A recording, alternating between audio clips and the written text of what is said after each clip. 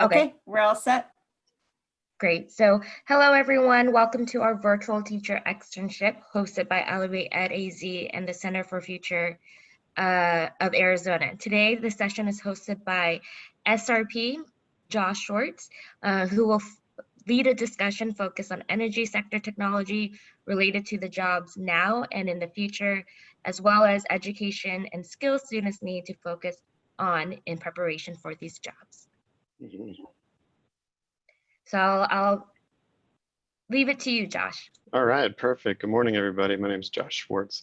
And I work for SRP in talent management. I actually had a portion of talent acquisition called Talent Pipelines and Partnerships. We will be having three different presenters this morning from three different parts of SRP to talk to you about their departments and what they do and the education necessary and different careers available. So I'm going to go ahead and share my screen now, and then we can introduce the presenters this morning.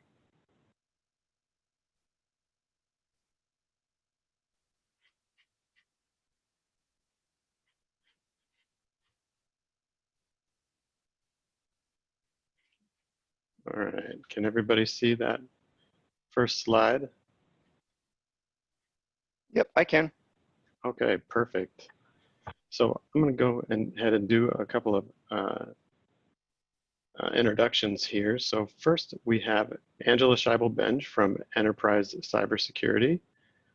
We also have Kyle Cormier from Telecommunication Systems, and then Mike Feaster from Transmission Generation Operations. And each one of them are going to introduce themselves and kind of walk us through their area. And I did combine all of your slides, so I'm happy to just click through. All right, so first we have Angela. Angela, can you go ahead and introduce yourself? Sure, can you guys all hear me okay? Yep, we got you. Okay, I'm Angela Scheibel. You can go ahead and go to the next slide if you'd like. Yep. I'm Angela Scheibel. I work for SRP in our Cybersecurity Services Department. I've been in cybersecurity for about 20 years in various roles as it evolved across SRP. I started with an identity access management role, granting access to the right things for the right people. Moved into more of a traditional IT cybersecurity architect. From that, went to a power systems architect. So the software and infrastructure there, I worked with our power delivery team to set that up and make sure that that was, in place and secure.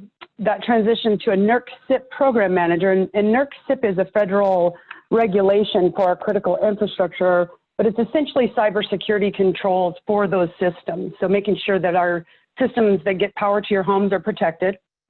I then transitioned back to cybersecurity from an enterprise perspective as an architect, and now I manage a team within that cybersecurity services group. I do have a little housekeeping warning. I am a little bit assertive and a direct communicator, so if I bullet style talk and you need me to elaborate, please feel free to interrupt me and ask me to elaborate. Next slide, please.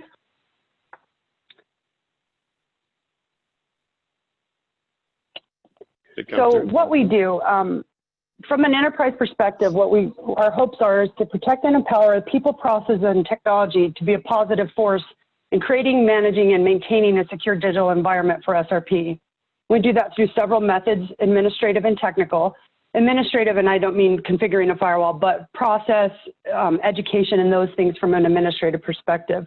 There's various controls. We use preventative, corrective, and detective. We respond to cybersecurity incidents, eradicate those, and remediate those. And then we measure effectiveness so we continuously improve. And I'm going to speak a little bit more detail on the next slide. Next slide, please. So it's a loaded slide, I apologize. But what we did is we built a program around these concepts that in cyber we need to do. Overarching is a risk management, right? So what things do we need to do to prevent risk impacting SRP?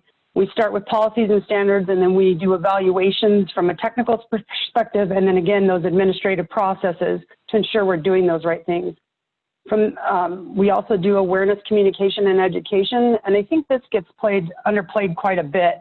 You know, we have millions of devices out there, and at the helm of them are people, and so the strongest control we have is the people using those, and so we really try to educate them on safe things to do and safe practices when they're doing their business functions, and we even help them at home as well. Data privacy and protection, at the root of cybersecurity is, you know, confidentiality, integrity, and availability. So it's very important to protect our data. Privacy is I won't say fairly new term, but you probably guys have seen this your personal information being protected. You're seeing laws and regulations spun up about it. So that's becoming more prevalent in the data protection realm. Vulnerability management is traditionally thought of the patching, you know, making sure we have the right updates and things to our systems and tools. There's a resource management aspect where, you know, there's a people aspect, ensuring that our people are trained, developed, not only from a technical perspective, but also you know, what I like to call power skills or professionalism. And then there's managing the technology from a fiduciary responsibility. You know, we don't have redundant tools, paying for things we don't need, and from that matter. We have an architecture group that manages changes and new technology, making sure that it stays secure as we bring new things in or change things. That identity access managing, ensuring people have the right access. Our threat management might be more familiar term to you as what you guys might have heard of as a SOC or Security Operations Center. They hunt for threats and monitor malicious events. And if they detect an event of interest, then it may turn into a cybersecurity incident response, which they manage. And then again, that continuous improvement. So that's kind of holistically our enterprise cybersecurity program and what we do at SRP. Next slide, Josh.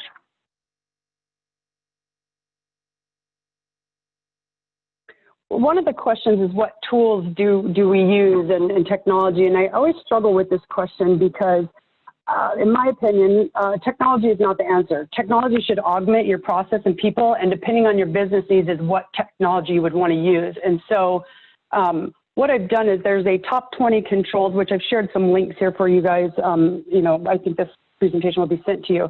But the idea that I'd like to change your perspective on that tools and technology solve the problem. There's some foundational controls and process and people, and then the tools augment that. So you can see across here at the top, those are the list of the controls. And they're pretty consistent over the 20 years that I've been doing cybersecurity. There's a caveat with that, but I'll talk about that a little later in a slide. But you know, having an inventory of your assets, and then I've listed several tools, not the ones specific to SRP. And the reason that I did that again is because it's dependent on the business. And then also some of these are free. So when we start talking about the middle school or high school, some of these folks can do this stuff at home with these free tools. But you know, it's important that you know what you have in your environment so you know what to protect, that you're continuously monitoring there on number 3, the vulnerability management, you know, making sure that the holes in them are patched, making sure that the controlled use of administrative privileges, the higher access that allows people to change configurations and potentially create a hole, make sure you're monitoring that. And then you have this maintenance monitoring analysis of audit logs. That's kind of your SIEM or your security information event manager. And I've, again, listed a bunch of tools there, again, also some free. Next slide.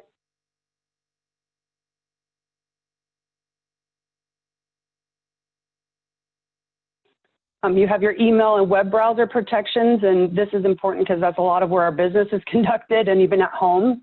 Your malware defenses are your endpoints or, antivirus type protections, and some tools you can see there and some you might be familiar with. Something to think about too is the limited access control of networks. So just like we want to limit access to people to sensitive data, we want to do that for a network. This is your front door to your internet. So the router and modem at home that you connect outside, you want to make sure that not everybody has a key to that, right? And so that's what that controls intent is. And then if something was lost in number 10 there, how do we recover that? This is becoming more prevalent. Probably you've heard of ransomware where they hijack your information and then make you pay.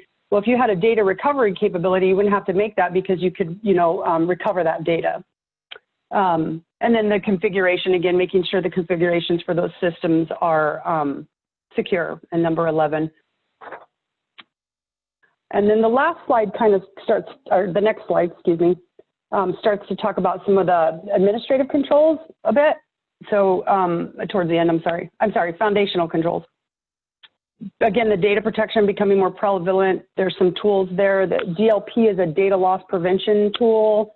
There's various ones out there, but it essentially can do some things to make sure that your sensitive data, if your customer shop, your customer's information is not getting out, credit cards, those things, you can prevent those from being leaked from your business. Controlled access based on the need to know is not so much that administrative, but just people, should your customer service department have access to HR data? Probably not. Your wireless access control is similar to the network, but again, the control on that, being able to connect to a wireless. And then again, the account monitoring and control. If something changes, how do we make sure that someone didn't place, some permissions there that weren't intended or approved? And so my intent with all those, I know it was a lot to go over, but really I wanted to change the focus on the technology solving the problem and kind of trying to communicate that there's some controls that are in place that involve people and process, and the tool should augment that based on your business. Is there any question on those? Okay, next slide. Oh, I'm sorry, I forgot I had 4 more. This was actually the organizational or administrative. So the awareness and communication, again, people being the, key security control, they're on the front lines. You have your software as well, and in addition to your hardware to protect in number 18. And then your incident and response management. What do we do if something happens? We have to have a plan. You have fire drills and things like that. That's how you can associate incident management. If we have an event, a ransomware attack, a phishing attack, any of those things, what are we going to do if data is leaked? If a machine is attains, malicious software, how do we handle those things and prevent them from, expanding across the enterprise? And so that's a lot of process. And depending on what goes on, then we augment that with tools to protect SRP. And then the last one is a validation and continuous improvement. So either external, or you can have these in-house where they actually go try to exploit potential attacks in your environment to verify your controls are working, and or find gaps so that you can add controls and improve the environment. Next slide. So all of that, in general at SRP, a career path in cybersecurity is, these are kind of our general buckets, and you can see the multiple responsibilities and things, and there's kind of a breadth and depth in cybersecurity. You can be in a role that requires you to know all those top 20 controls at a high level, or you may specialize and have a focused area, say for instance, threat hunting in the Security Operations Center. You may have a deeper dive in those, but essentially the career path for those, you could start as an intern or trainee. You generally move to an associate, which, and I'll talk about the education required for these, and then junior, senior, principal, or a lead. And the principal in our house is more of the technical side, and the lead's kind of transitioning to more of the leadership side, and then the leader, and then executive leadership here at SRP. Next slide, please. And so in preparation and, for preparing for these positions, and I think there was a question too, as far as the middle school and high school, but really this is for anyone, even if you wanted to transition and you're a senior person in another role. The thing is to get practice. The actual application and understand how it works is much stronger than just textbook, if you will. And so again, those critical controls, understanding those have been pretty consistent in cybersecurity, and some of those tools that I give you, if you can go in and practice those, and you can do that through your home network, but your family might kill you if you take down your network. There's mentoring opportunities. The community, there's the Arizona Cyber Talent Resource page that people can go to through our Phoenix Chamber. You can volunteer for things, use the free tools. And then just, there's tons of community resources. And also I put my contact information in here. So if there's anybody, struggling to get these, let me know and I can help with that too. But again, just practicing firewall administration, network tools, and then looking at those controls and seeing how you can augment those administration pieces. Scripting is a big one too, because a lot of times some of our tools don't do exactly what we want. So we can write scripts to help them improve our people and processes. Risk calculation and evaluation. This is kind of lost in all of cybersecurity, in my opinion, because depending on your business, you may choose to do something over something else. And it's very important to understand you know, what's important to the business versus maybe a different business. And so you may say we don't, I'm going to go too far here, but say we don't need a firewall to protect our enterprise from external coming in, because maybe you don't have any sensitive data and you're totally public and it doesn't matter. Where at SRP, we have critical infrastructure and we're going to rank that higher. And so looking at those controls, you could start to use that to understand for a business what is important. And the last thing I'll mention here is, again, what I call power skills. This is also lost a lot in the technical world of the industry. And, you know, we can buy technical skills, but power skills are complex. And these are those, and I hate the terminology, but they call them soft skills. But people who don't have power skills often have a very hard time doing cybersecurity because we do work with the business. And so those are very critical to me. And so I just wanted to mention those as well as part of this preparation. Next slide, please.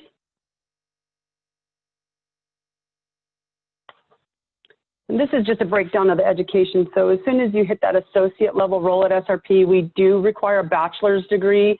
In particular in cybersecurity, we prefer a cybersecurity or an information technology. I will say that we're starting to see a transition though, where some of the certificates, or excuse me, certifications can be considered an equivalency, particularly in the master's area. We're still pretty pressed for a bachelor's, but there is some flexibility there. So that's been key. And then a master's degree, if you wanted to pursue the lead and leadership, we do require some credits there as well. I put some foundational certifications here that I prefer. The GSEC is a security essentials offered through SANS, and it kind of, again, that breadth of all those, of what you need to do for security. But the number one certificate that I would always recommend is that it's also, you can get it through SANS, again, links down at the bottom, but it's the critical controls certification. And it walks you through all of those controls, the importance of them, and then also gives you some hands-on with the tools so you can see how you can actually go audit those, implement those. It's really my number one certificate that I would recommend for anybody. And then when we get into the intermediate education certifications, again, the master's, and then it starts to dwindle down to if you're looking for a focus area. And so what I've provided you is a SANS roadmap. And that kind of maps out, depending on the role you want, what courses and certifications you should get. It does not include, and why I added them there, is the risk and the data privacy, which is becoming prevalent. So those are additional. But if Josh should go to the next slide, I'll show you guys an example of the roadmap for the SANS that I think is helpful. And so here it is, and I couldn't get them all to do it, but you essentially, if you hit the plus sign, you'll see the courses under there, which all of these, or majority of these, have a certification associated with it. That link is at the bottom of the slide as well. Yeah, I don't think you're gonna be able to click it. But if you go to the link, you can actually walk through this and you'll see the various roles and what you can do there, or what certifications and education's available, if you find that helpful. The next slide, please.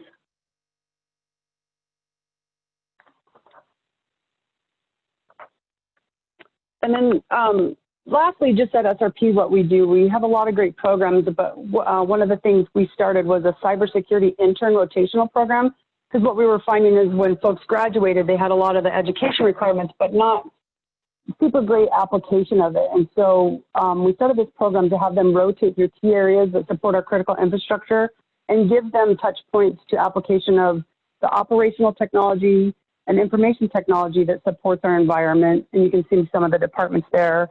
Also including reliability and compliance. Regulation is huge in our industry, and so it's important that they understand when they're configuring those tools, we do have to meet requirements. Our HR and talent groups do have traditional employee development programs and mentoring programs as well that we utilize. So that's kind of what we have in-house for developing cybersecurity people. Next slide, please. So I always struggle with this question. It was, I believe the question was what in the next skill sets are needed in the 5, 10, 15 years. And I always find that very hard to answer because what we know today in cybersecurity is pretty much irrelevant in 18 months.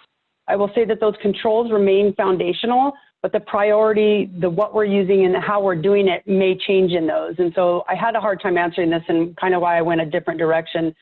With technology innovation, and the way information and technology, particularly look at just the amounts of data that we're collecting, we're just going to continue to see this churn of it maturing and changing. And so really what we need to develop is agile methods for these cybersecurity people to protect and be able to change with the way our environment's changing at such a fast pace. May I have the next slide, please?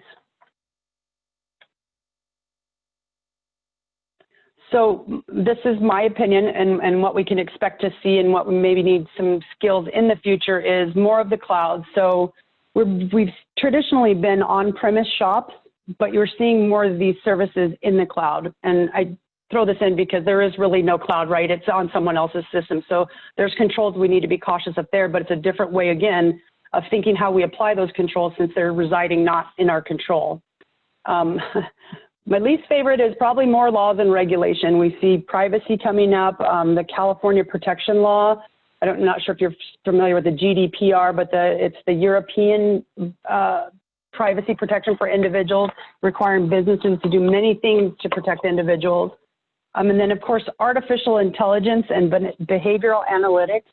So we're getting tools now that actually start to learn the behavior of your systems and then can make, you know, artificial decisions or behavioral-based decisions to protect information and data and our systems at SRP. So that's pretty interesting, you know, versus an individual having to look at all the logs and all the events and everything. A system now can help make those decisions. Still new, so we're getting comfortable with it, but it's very helpful in automating some of that again. Again, with the right people and processes in place, it's an augmentation. And then as far as the new threat landscape, that's kind of why I say I have that 5 to 10, 15 is very hard to answer. The threat landscape changes and we have to be able to adjust.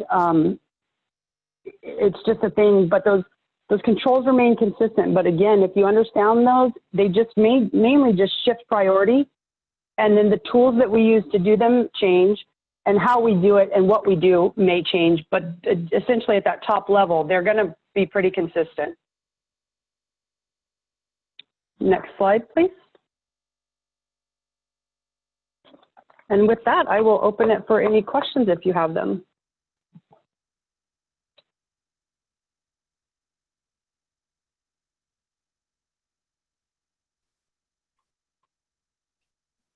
My name is Jen Ravenwood, and I have a quick question for you. I noticed that you have quite a few college internships, and I'm assuming these would be juniors in college. But go ahead. No, I'm sorry. Go ahead. Well, and there wasn't one specifically for technology, but it does say data management. So I'm wondering if that's where they would get into an internship with you. So I can speak specifically. Josh, I'll turn to you for the general internships, but the cybersecurity internship that I built, all that we require there is at least 1 year of college. So I guess we would entering their sophomore level, and we did that by design as well. Because again, you know, the sooner they can start getting an application, the more beneficial they're going to be to us. And so we actually will accept a cybersecurity intern entering their sophomore year. They must completed their freshman year. But Josh, I don't know if you want to speak to other technology internships. Yeah, of course. So generally our internships, our requirement is that they have they're taking at least 6 credits at either community college or university. And they can work either part-time, which is half-time, or full-time. And we have summer internships, and we also have year-round internships. And that's the basic requirement. Great. I have one more thing, Ben. I'm so sorry. Some companies suggest that our students who want to take those internships start looking for a summer internship for the next summer, like in August. When do you usually post those internships for students? Yeah, so typically at the near the end of the school year, and then again right at the beginning of the school year or the semester. We also post internships in January, going into that spring semester, and then right before the fall semesters. So we're posting all the time. Actually, hiring supervisors and managers are allowed to hire an intern at any point that they request. So continually look back at srpnet.com at our careers page, and you'll see internships. Unfortunately, at this point right now, because of the COVID-19 restrictions, we are not posting internship positions. But hopefully once that restriction is lifted, we'll be back to posting those internships. Great. Also, I'm so sorry. One last Don't question be on sorry. this area. I have a rising student who might be able to talk them into security, because I really see this as being the thing to do in coding that they're interested in. I work at a school that does send our high school students to a community college. I mean, when it isn't COVID time.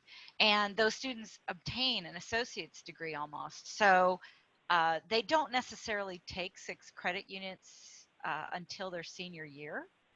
And I'm wondering if that person, if they had a car and could come work for you, if they would still be able to apply, or do they have to be 18? They do need to be 18 Okay. for the college level internships. However, we do have high school internships as well. Okay. So we have a ICE program, as well as I can't remember the acronym, but it's the professional side of the business, as well as the more the labor side of the business for high school internships, and those are posted throughout at the end of the semester and at the beginning of each semester, and then upon request when we're not in these COVID times. Yeah, absolutely. Okay. Thank you. You got it. Hey, Do we have any other questions? I just got one comment on that. For anybody looking for internships, certainly check out srpnet.com. And I believe you can set up a search or something that's automated, right? So whenever something comes up that meets your criteria, you would get an alert. Because for the interns, I know from experience, we have hired just throughout the year. So certainly be monitoring if somebody's interested very consistently, or set up that search so that they would get an alert right away and they can go apply.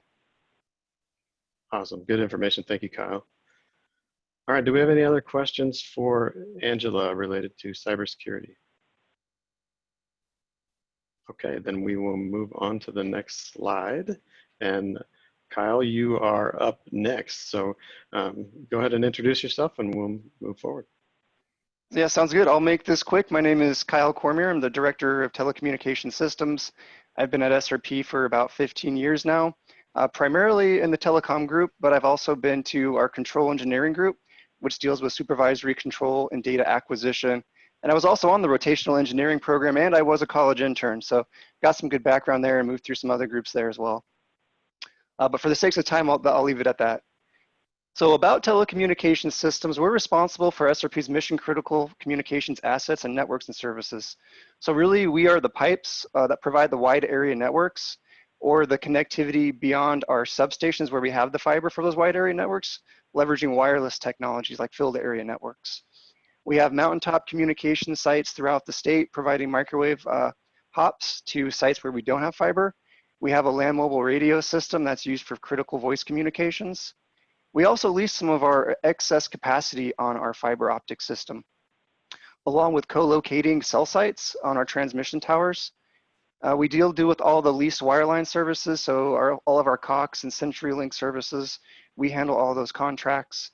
And as Angela mentioned, we are regulated by the North American Electric Reliability Corporation, NERC, FERC, lots of acronyms there. But Angela mentioned it, it's really focused on like the cybersecurity, information protection type stuff. Cybersecurity is critical for telecom networks, and we are a subset. So at Angela's level, that's really at the enterprise level. And we are a subset of that enterprise level, very focused on the telecom network piece of that. We are an operations-based group. So, you know, if you've heard of IT, OT, we're really kind of that OT group, and those are really kind of converging together. But our group is found on the power system side of the organization, and not necessarily that corporate IT side of the organization. Oh, next slide, please.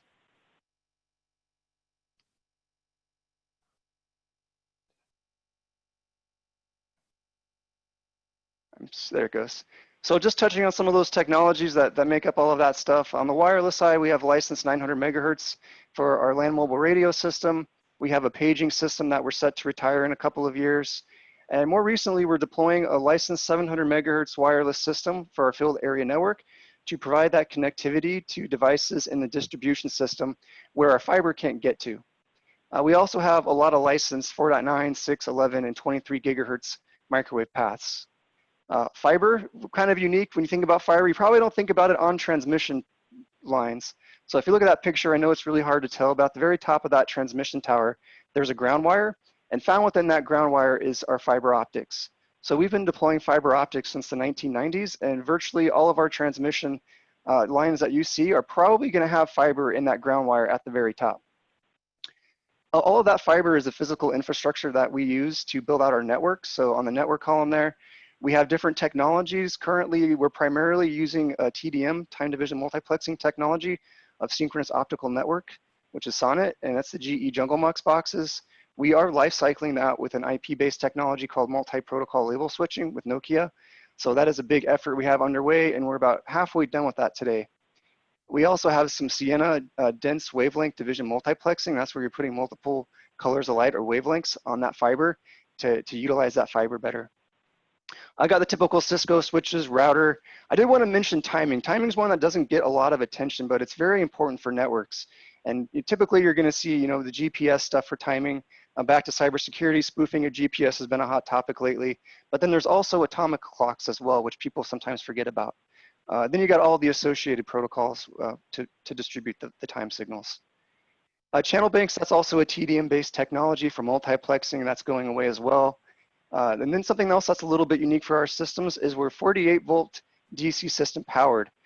So most of the time on the IT side, you're AC powered through uninterruptible power supplies, UPS systems. For us, we do DC systems. So we rectify to DC and our equipment's DC powered. So we don't do that inversion back or inverting it back to the AC. Cybersecurity and monitoring, a lot of different things there that we have to, of course, do for the networks that we build: firewalls, intrusion detection systems, remote access, virtual private networks, and then I threw servers and virtualization. We do dabble in that a little bit, but most of that is going to be found on the IT side of the house. Next slide, please. So when we talk about career paths, and you can go and just go forward, Josh, so we get to the stars on the different positions. So I'm going to focus on 4 areas in telecom systems. Oh, go back one, sorry. And that's going to be our engineering side. That's really kind of the architects of the systems and choosing the technology. Our construction and maintenance side, those are the folks that are going to go out there and construct and maintain those systems. On our infrastructure side, they deal with the fiber along with our main infrastructure for like cell site co-locations. And then our operations side, is really doing that monitoring of the system. So within those different areas, we have engineers, analysts, and technicians. So those are the primarily 3 positions that make up the bulk of our teams. So those are the areas I'm going to focus on. So if we go to the next slide, I'll start with the engineering career path. Angela did a great job there showing that career ladder. SRP has really great career ladders for promotions. At the bottom here at the entry level, which is what I'll really focus on, is the associate level. And on the engineering side, you can get all the way up to the executive, but certainly it's much more difficult to get to those higher levels. There are additional education requirements, different expectations. And as you get to the top, I think we've only got 2, maybe 3 executive engineers in the entire company. Education requirements for that entry level, it's a bachelor's degree in engineering from an ABET accredited curriculum or state professional engineering registration. On the telecom side, we do prefer electrical engineers, but we do take mechanical or civil if there was a good fit there. All of our job positions have a set of competencies, and I think that's really important. Angela kind of touched on the soft skills, so certainly those technical skills are important, but the competencies are also very important. So the 5 for engineering we have are writing and reporting, learning and researching, applying expertise in technology, analyzing, and delivering results and meeting customer expectations. Certainly don't expect an entry-level person to come in and be experts at all of those things. And those are the things, though, that we're going to focus on getting them to be successful in developing over the course of time. Training-wise, we do make sure all of our folks get vendor training. Vendor training is great to tell you what the equipment or systems can do. And then we also supplement that with internal SRP training, because granted, you may know how the technology works, but you got to understand the standards and the processes and the things that Angela mentioned to make sure you're leveraging that technology appropriately within the SRP environment. Certifications, they're certainly preferred, but they're not required.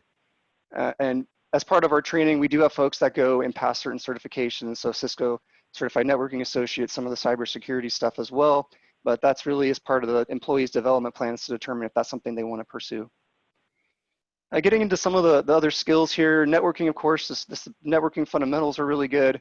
Angela touched on the programming and scripting. Certainly, we're not going to be programming software applications or firmware, but as Angela said, sometimes there's some scripting and type of things you can do in addition to what maybe a network management system tool is providing to kind of hone in on information you're looking for.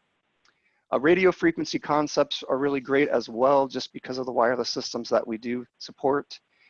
Troubleshooting and root cause analysis is very important. As you can imagine, the systems are getting more complicated, and a lot of times, excuse me, vendors are going to point the finger and say, well, what did you do? If the problem's on your side, or if you've got multiple vendors, they're going to point the finger at each other and say, oh, no, it's not me, it's the other vendor. And having that capability to drill down into what that root cause is and narrow it down and reproduce the problem is very important. Project management skills as well. We do have project managers that manage the larger projects, but as an engineer and analyst, you're really managing your own work. So just the basic skill sets there are really fundamental. And then on the engineering side, we do like to have folks that have some background on the power system. All of our key customers, or the majority of our key customers, are on the power system side. So understanding the requirements and how the power system works just helps folks when they go to write specifications for solutions. Excuse me, next slide. So then we got the analyst, well, back one, sorry, Josh.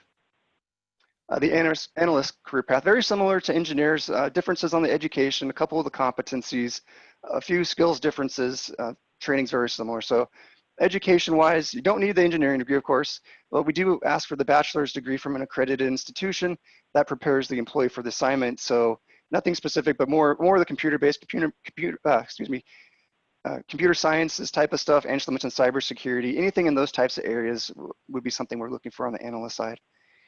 Competencies, deciding and initiating, adhering to principles and values, and then back to applying expertise in technology, the analyzing, and the delivering results and meeting customer expectations. So Angela touched on the soft skills. SRP is very focused on customer service, and certainly that's for our external customers, but also as a service organization, that's very important for our internal SRP customers as well. Training exactly the same. We're gonna make sure any analysts get vendor training. Certifications are preferred but not required. And yes, we're gonna make sure that we are providing SRP related training into how we're deploying those technologies. Skills, very close to the engineering, networking, programming, scripting, the troubleshooting, project management. One little area of difference here is most of our analysts also support our network management system. So those are those software tools that we use to monitor and operate the different networks that we have. So back to, I think Angela kind of touched on that, the familiarity of touching the tools and the software, just software in general, which I'll touch on in the future, is very important because we're definitely moving towards a software-driven world. All right, next slide, please. And then another unique career path that we have is the technician, right? The folks that are gonna go out there and install this infrastructure, and then they're responsible if something fails, they've got to go out and respond, figure out what failed and replace that equipment and get it back into service. Also have a good career ladder there, the trainee level coming in, so somebody coming out of high school, we do require the high school diploma or GED and 6 approved college credit hours. Competencies are a little different here, planning and organizing, following instructions and procedures, applying expertise in technology, analyzing, and then, so actually the last 3 are the same, delivering results and meeting customer expectations. Where it's really gonna start getting different are in those skills. You're gonna need to have familiarity with power tools, test sets, much more in the troubleshooting with the physical, leveraging those test sets to figure out what's going on in the networks. The basic networking fundamentals, information, knowledge on DC systems, back to those negative 48 volt DC systems and how those are powering our assets and all the fusing protection and stuff that go with that. Wireless systems, again, some basic knowledge of wireless systems there. And then of course, some details on physical infrastructure. So racks, you got different cable types, whether that be copper Ethernet connections, fiber connections, Of course, grounding types of connections. So some fundamentals there on cables is important as well. So this provides another really great career path where you're not as reliant on the education at the college level, and we're more reliant on the training aspect. And with that in mind, we do have a much more formalized training program for our technicians, where there's a lot of on-the-job training. There's a certain level of hours that they have to go through to make it on this career ladder going forward. So it gives folks a good option, whether you want that hands-on technician where you're in the field touching the equipment, or do you want to sit back, design, architect, and monitor it from your desk. Any questions on those career paths before we move on to the next slide? Actually, I did. I'm so sorry. No, yeah, please. I noticed that several slides back, the electrical engineering degree. I'm wondering, do you guys even consider computer engineering degrees anymore? I mean, it seems very similar, but it does specifically go into designing computers. But you're getting closer and closer to kind of having an intersection there. Just wanted to know what you thought. Yeah, I'd say that we're not focused on finding those types of folks, but certainly if there was somebody that was interested to come work for SRP, they would be considered. Angela touched on the rotational programs. We have a rotational analyst program and a rotational engineering program. And on that rotational engineering program, primarily electricals are the most common. And after that, probably mechanicals, and then civils and chemicals. But yeah, from that perspective, I think certainly if someone was to apply, we would look at that and figure out, is that a good fit? And are they really interested in the power stuff? Because somebody with that kind of degree might be thinking that they're really going to get into the nitty gritty of that stuff, where no, we're relying on our vendors. They build the solutions, right, and do all that, and then we integrate those solutions into our systems. So long as they were understanding that, I think, that could be a fit. And I might add that there's need for that type of degree also a lot in different IT professional positions as well. So you can take a look at srpnet.com at the different IT positions that would require that degree. Thank you. All right. I think it's the last slide coming up here. So just the future stuff, as Angela mentioned, is pretty hard, but of course, I think the best way to predict the future is what we do to go out there and create it. Certainly going to be a continued convergence of OT and IT from a technology and organizational perspective. Some utilities and other organizations are probably further along than we are. But yeah, there's a lot of our OT technology that is starting to look a lot more like IT from the software perspective, virtualization, and I'll touch on that in another bullet. From SRP's perspective, the older time division multiplexing technologies are going to be gone probably within 5 years. You're going to be looking at that fully IP future. Cybersecurity's influence is going to continue to expand, especially with the Internet of Things. And really everybody is going to need to have some basic skill set in this area, whether it's for work or for personal use. Also talked about the software. It's incredible to see the software systems. We've got software-defined networking, software-defined radio, software-defined wide area networks, virtualization. So back to we're moving away from these really application or appliance-specific solutions or hardware solutions on the operation side to more software-driven systems. So the skill sets definitely need to grow in that area, and back to that troubleshooting and narrowing down what is going on and reproducing the problem, it becomes very important. Because I can say from experience, I spent way too much time working with vendors on going back and forth on what's the issue, only to find out that yes, there's a bug in the vendor software. It's just extremely difficult to reproduce. And then artificial intelligence, Angela mentioned that one as well. I totally agree. I think that's going to provide some advancements and provide a solution to the big data problem that we're going to have with all of these different devices providing information. There's no way humans can look at all of that information. So we got to have ways to leverage AI to look at that and provide the most critical information. Not only from a cybersecurity standpoint, but from just operating our telecommunications system. So if we get an alarm in the system, a lot of times you're not going to just get one alarm saying, oh, hey, a card failed. That one card failure is going to generate, potentially dozens or hundreds of alarms. And then somebody's got to figure out from all that information, well, what is the root cause of that? So leveraging AI there could be very useful and quickly drilling down to what are the problems and what is that critical information we should be responding on. And then final one is kind of interesting, just proliferation of wireless connectivity back to the Internet of Things. There's 5G technology coming out. So not that SRP is going to go and deploy a 5G network, but from a schooling perspective, certainly there's a lot of opportunity there. There's going to be a lot of infrastructure. There's a lot of infrastructure going in now, and there's just that much more that's going to be going in. And then one of the more interesting ones is Starlink for anybody following SpaceX there. That's going to potentially provide some solutions that just didn't exist when you think about satellite. It's just not low latency today, where if Starlink can truly provide more of a low latency solution, that will also be very interesting to see what capabilities that can provide from not only SRP standpoint, but from other entities as well. So that was it. Hopefully Mike, you got some time left there. Sorry, I tried to go as quick as I could. Any other questions?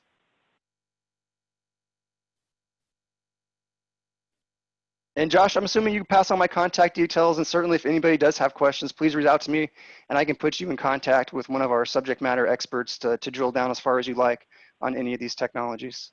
Absolutely, we will send that information as well as the presentation today to all of the attendees. Thank all you. right, thank you, Kyle. Next up, we have Mike Feaster from Transmission Generation Operations to walk you through his department. All right, I'll just share a little bit about myself. I've been with Salt River for 33 years. The first 10 were in power plant operations as an operator. I've been in my current building for 20 years as in system operations. I worked as a system operator or a balancing area operator, as a training supervisor, and then now a manager over the grid operations side. If you want to go to the next slide. Mine is, it's a fairly simple presentation, so I should be able to get through all my material here, but our area operates the generation and transmission assets for Salt River. So we dispatch the generators, we forecast system load, we balance those things, and in doing that, we actually rely on the systems that Kyle and Angela were describing to make everything work, because we're in an operations building using the equipment, a lot of it that Kyle described, the interfaces to the systems out in the field, and then we have specialized applications that our operators use to do their jobs. So basically our area covers the extra high voltage system all the way down to 69,000 volts through 500,000 volts, and then our transmission operators monitor that system and handle different outage activities, planned maintenance, and disruptions in the system, like as in during storms. So half of our group are actually comprised of system operators. The other half is different other groups that support the operations, and those other groups include some of the other disciplines that Kyle and Angela had described. If you want to move on to the next slide.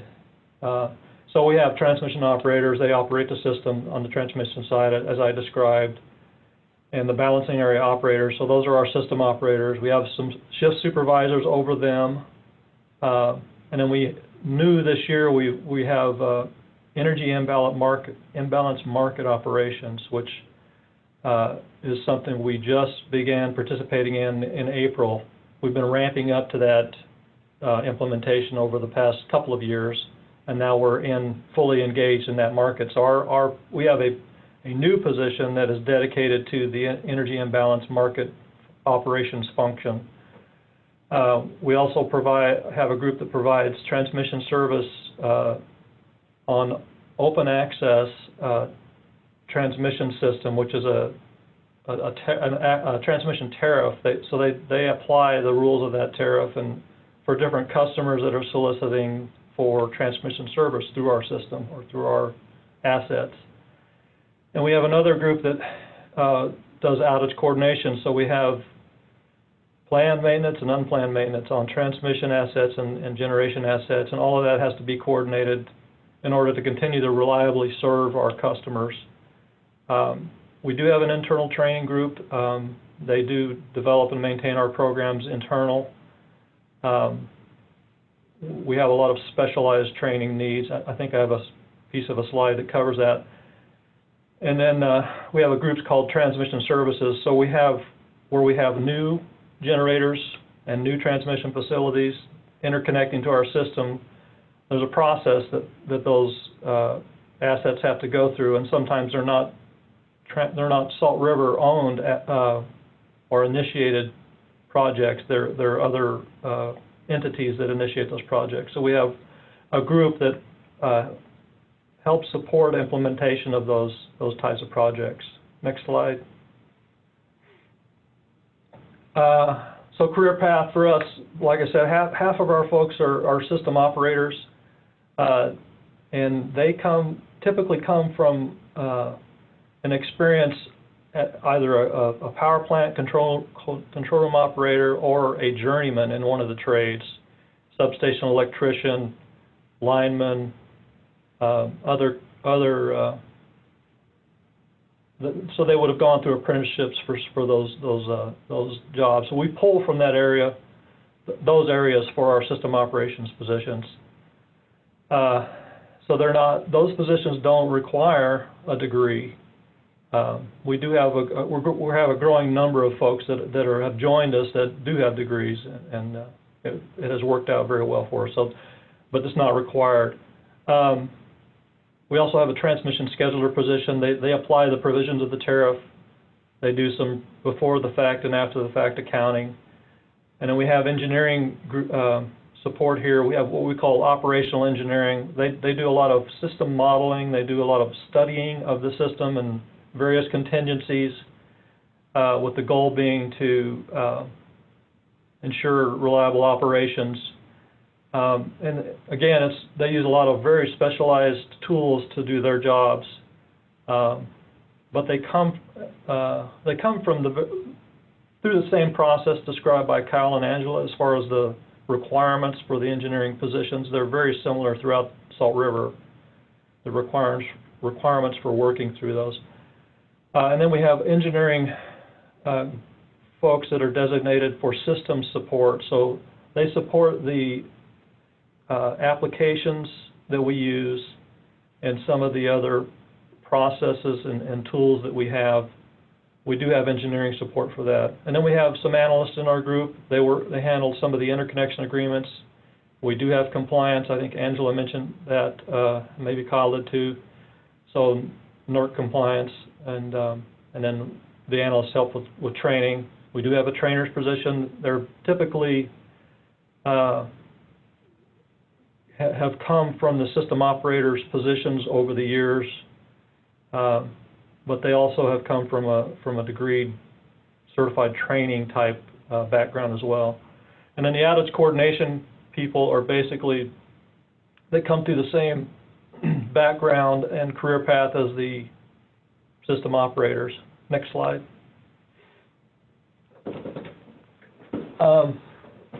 So level of education here, I sort of touched on it, but so our system operators have to be North American Reliability Council certified. So they initially take an exam, and they have to pass that exam. And then after that exam, they have to maintain their certification using continuing education hours, and it is currently 160 continuing education hours over a 3-year period. It's a 3-year cycle to maintain their certification. Outside of that, we do have our in-house training program targeting some specialized applications that we use for the jobs. We have an energy management system that uses a lot of the equipment that Kyle was describing. It also has to, it's governed by the protections that Angela described. So those are systems that our folks are trained on to use as somewhat of an end user to the equipment Angela and Kyle were describing. We do have vendor provided applications, so we do have a lot of different vendors we work with for the different programs we use. As far as training, our operators also are required to go through an on-the-job training process, and they qualify on reliability-related tasks, that's a NERC term, and it's a required part of their training. Engineering, I think, Angela and Kyle really described the requirements for progressing through those engineering disciplines with Salt River. Apart from that, even, that being said, that engineers and just about everybody that arrives here in TGO, that they don't come here knowing how to do their job. So there's a lot of on-the-job training for this job-specific tasks and applications they use. So we do provide that here in-house and vendor provided. And then we have some analysts that do, again, they utilize our in-house training program to learn their job-specific tasks and applications. And as I was described earlier, the trainer usually comes from the same background as an operator, plus they receive training on program development and delivery. So that is something that has actually had a NERC standard grow over the years to be very prescriptive on the training program requirements and the continuing education hour qualification process and so on. And then transmission schedules are much the same as the others as far as on the job. Next slide. So our training program has always been focused on the system operator primarily, and then the other positions benefit from that. And really, why is that? Well, that's because of the NERC standard I mentioned. We have to focus on it. And then that's just a bit of a repetitive bullet, so we can move on to the next. Anyway, back to education and skills for all of our positions here. What you see there apply. They're just the basic things: math, algebra, physics. Communication is big in all of our positions. We have a lot of detailed type communications amongst groups, and then we have communications for the operators that can occur under some high stress situations and so on. And then critical thinking for operations, all the different scenarios that emerge in an operator's day, and then all the other different nuanced, specialized things that the engineering folks are dealing with. It requires those skills as well as the analytical skills. So that's just a quick list of things that came to mind for all of our positions, essentially. Next slide. And then future stuff. It's funny how things have changed since I've been in this building. The computer skills of, I will just say, old-timers or old-school operators versus the younger people that are coming into our group, and there is a vast difference. So, as younger people are receiving education and exposure to computers and acquiring those skills just as a natural part of where they're at in their life versus where technology is, it's amazing to see how adept the newer folks are versus some of the old school. And then, just the things that we see coming: research, planning, system modeling, problem solving. Adaptability is the biggest one. So one thing that we've seen since I've been here is just change after change after change, and there's no period of boredom with regard to the way things are changing. So people that are willing to adapt and people that are willing to have those skills to deal with change really do thrive here. I think that's really the meat of my slides. So I don't know that we have anything else. There's just a quick picture of our control room, and that's it. Josh, any questions? I can try and tackle a few before your time runs out. So we're actually at time now, and perhaps, I don't know, Melanie, is everyone going to get connected after this conversation? Sorry, can you clarify what you mean by get connected? In terms of, does our attendee have access to emails of all the presenters for follow-up? Yeah, I think Cindy and Aaron will be putting together with the chamber folks like a final summary of the week with contact information and the PowerPoints and links to the Zoom presentations. So. Great.